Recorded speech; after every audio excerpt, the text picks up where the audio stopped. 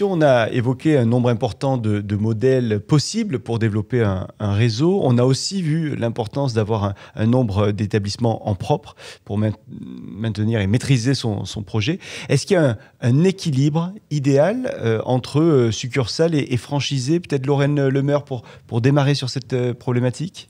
Alors, il y a une bonne pratique qui est de maintenir à peu près 20-30%, mais ce n'est pas une vérité absolue, 20-30% de succursales au sein de son réseau pour garder un équilibre entre le contrôle, la croissance et la rentabilité de son réseau. Les succursales, elles vont permettre, comme on l'a dit, aux franchiseurs de conserver donc un contrôle direct sur une partie de son réseau afin d'assurer une qualité constante et un respect rigoureux des standards qu'il a voulu mettre en place au sein de son réseau. Ça va servir également de modèle opérationnel pour les franchisés, ce qui va démontrer les meilleures pratiques et permettre aussi de tester des nouvelles initiatives au sein du réseau. Donc financièrement, cet équilibre succursale-franchise va garantir donc une source de revenus stable et prévisible grâce aux bénéfices qui sont générés par ces unités.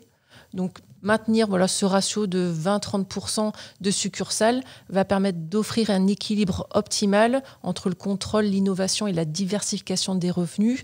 Et cela va maximiser les avantages des deux modèles pour bâtir un réseau qui est robuste et qui est surtout prospère.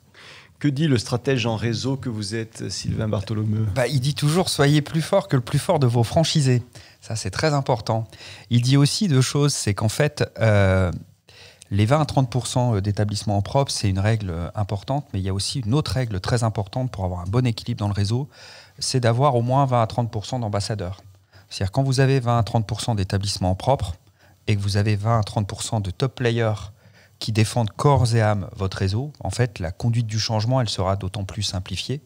Vous serez, pour faire un petit joke d'actualité, en majorité absolue et pas en majorité relative. Et ça, c'est important en conduite du changement, d'être majoritaire pour pouvoir prendre et assumer des choix difficiles.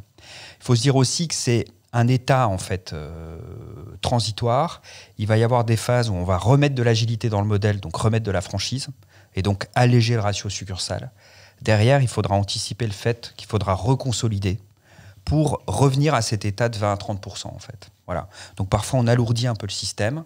Derrière, on remet de l'agilité, mais on sait que notre point d'ancrage, 20 à 30%, tout réseau confondu, c'est un état qui permet de créer de la valeur pour le franchiseur, de ne pas trop alourdir le système, mais de rester maître du jeu.